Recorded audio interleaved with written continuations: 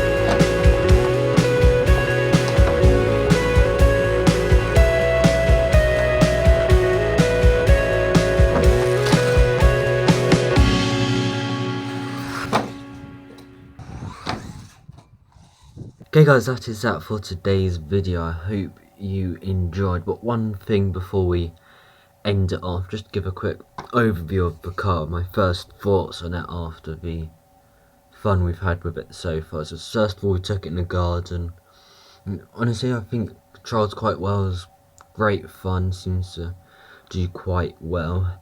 Then I took it out to the skate park, and that was the only time I actually had any problems with it, but it was still a great fun, because as I said, I'm not sure if I said in the video actually, the motor is completely seized up and doesn't want to move, and the battery came out a few times as you saw, and plus one of the links popped off, but that's not the end of the world. Just pop it back on and it's fine. So yeah, that was fine. There's no real damage to it other than the motor, but I was going to change out the motor and make this brushless anyway in the future, so it doesn't really matter. Only other thing other than that would be nothing. It's just great fun. I'm really enjoying this vehicle, and money well spent. So yeah, hope you enjoyed. Hope to see you in the next one. Yeah, see ya.